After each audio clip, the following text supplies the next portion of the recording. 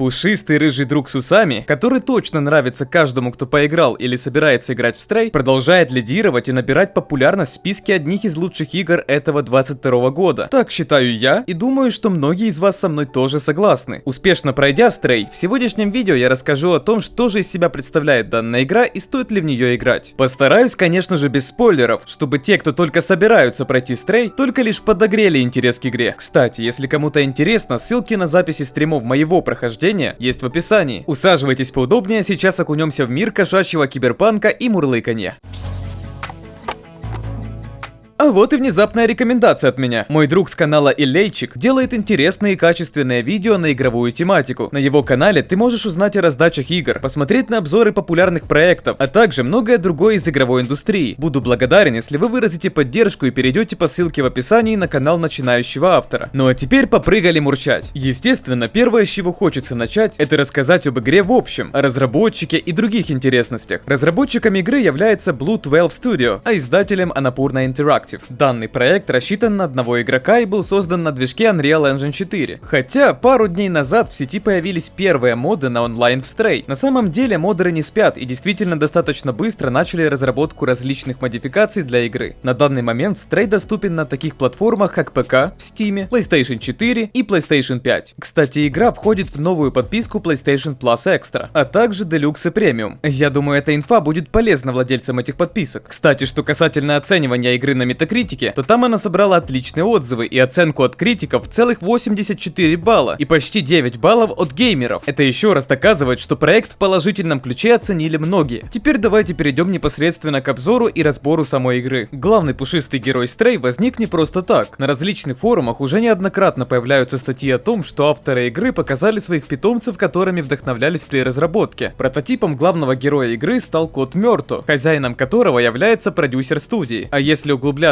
в историю отношений кота и его хозяина, то по словам с этих же статей, хозяин нашел питомца на улице, когда он был совсем маленьким и забрал к себе домой. А позже, спустя какое-то время, Мёрто забрали к себе основатели Blue 12 Studio. Так, собственно, и появился образ главного героя, который привлекает внимание многих из вас на различных превью игры. Сюжет и мир. В Stray вам предстоит путешествовать по достаточно большому городу, что имеет элементы открытого мира и выполнен в стиле киберпанк. Хоть вы и начинаете играть за котика в локации, где царит одна природа, игра не заставит вас долго ждать и попадете вы в кибергород почти что в самом начале игры, когда сюжет разделит вас с вашими друзьями-котиками. В этот момент, кстати, я испытал достаточно большое чувство переживания и тоски. На каждом шагу вы будете встречать роботов, что являются жителями этого места. Каждый из них по-своему интересен и раскрывает частичку важных сведений и подробностей о городе, в котором вы будете находиться во время всего прохождения. Да, бывают моменты, когда NPC повторяют почти одни и те же фразы в диалогах, но они работают как подсказки, и это можно считать больше как некий плюс, ежели минус. Цель нашего героя — это найти выход с данного места и вернуться в свой дом, где его ждут друзья. На пути ему предстоит разгадать множество загадок и головоломок. Не сказать, что головоломки, которые я повстречал, очень тяжелые, но некоторые из них действительно заставляют подумать. Лично я считаю, что самое тяжелое в этой игре — это находить воспоминания. Данные воспоминания делятся на два типа — основные и дополнительные. Основные вы получаете по мере прохождения сюжетных квестов, а дополнительные вам предстоит искать самостоятельно в разных уголках мира. Дополнительные воспоминания являются очень хорошим источником информации касательно истории этого города и дополнением сюжетных воспоминаний. Кроме поиска воспоминаний, также будут и побочные квесты, за которые можно получить достижения. Вот, например, один из квестов, где нужно найти все листочки с нотами и отнести их музыканту, который сможет сыграть мелодию. Некоторые из этих мелодий мне очень даже понравились. Если говорить о музыкальной и звуковой составляющей игры, то она очень даже клевая и в тему. Пока вы будете исследовать разные уголки и крыши, на фоне будет играть то завораживающий трек, то расслабляющий, а в некоторых местах и нагнетающий, что заставляет напрячься. Несмотря на то, что игра лайтовая, в ней есть элемент экшена. Данный элемент проявляется в погонях и побегах от таких интересных животных, то ли созданий, как зурки. Вы узнаете подробнее о них во время прохождения. Но так как я не хочу сильно спойлерить, просто скажу, что это существа, что являются нашими врагами и которых боятся все жители этого города, то есть все роботы. Это станет понятно еще в тот момент, когда вы попадете попадете в сам город и встретите первого робота. Что касается визуала, как я уже и сказал, город выполнен в стиле киберпанка, а в общем графика игры в определенных местах выглядит вообще весьма фотореалистично. Это я говорю, судя со своих личных впечатлений и того, что я увидел. Кроме графики, меня зацепила физика. Физика также на уровне. Многие объекты, с которыми вы будете контактировать, поддаются взаимодействию и не могут не радовать глаз любителей мелочей в играх. По сюжету вы встретите компаньона, которого зовут Би-12. Это маленький робот. Он будет сопровождать вас всю сюжетную линию, а также помогать вам в общении с роботами, переводя то, что они говорят. Также с его помощью вы сможете взламывать электронику, у вас появится фонарик, ну и наконец вы сможете отслеживать все собранные воспоминания, предметы и даже понимать, на сколько процентов вы прошли игру. Давайте поговорим о механике и мелких взаимодействиях. Разработчики внедрили в игру почти все, чем занимаются наши с вами котики. Хотите поспать в лежанке? Без проблем. Хотите поточить когти об диван, ковер или обои? Легко. Или вовсе поиграть с мячиками, потереться о чью-то ногу. В общем, в игре хватает мелкой механики, что вызывает веселые и приятные эмоции. Что касается эмоций и чувств, честно сказать, самое важное, что есть в этой игре, это упор на эмоциональную и духовную составляющую. Несмотря на то, что игру чуть в ускоренном темпе можно пройти за 7 часов, естественно, собирая воспоминания и выполняя квесты, она подарит офигенные эмоции и заставит даже почувствовать мурашки по коже. В случае с мурашками это касается концовки. Несмотря на довольно короткое время прохождения, разработчикам удалось сделать так, чтобы мы с вами познакомились с миром, с его жителями и начали к нему привыкать как к родному. За это огромный респект. Во время всего сюжета вы будете изучать не просто сюжетную линию кота, роботов и вот этих вот зурков, а параллельно будете понимать то, что ранее здесь были люди. И в некоторых воспоминаниях как раз таки робот Би-12 будет рассказывать про это. В некоторых диалогах или посланиях на стенах вы будете встречать слова о том, что люди это предки, только из плоти. Данная информация о предках очень глубока, и советую в это вникнуть. Что ж, друзья, игра точно заслуживает внимания, и если у вас есть возможность, вы должны обязательно в нее сыграть. А те, кто уже сыграл, жду от вас комментарии под этим роликом. Как вам игра, что думаете вы о ней? Я очень стараюсь ради вас, делаю различные видео на самые свежие темы игровой индустрии, поэтому очень надеюсь на вашу поддержку в виде подписки на канал и лайка под этим роликом. Уверенно продолжаем набирать аудиторию и идти к отметке в 20 тысяч подписчиков. Спасибо огромное всем, кто ставит лайки и уже подписан на канал. Кстати, не забывайте включить колокольчик, чтобы не пропустить новое видео. Что ж, этот обзор подходит к концу. Да, он получился особо не длинным, но я считаю, что достаточно информативным. И в общем будет понятно, что из себя представляет данная игра. Ну и как вы поняли, мои эмоции и реакция положительны. Все самые важные ссылки есть в описании. До встречи в новых роликах. Всем бай-бай.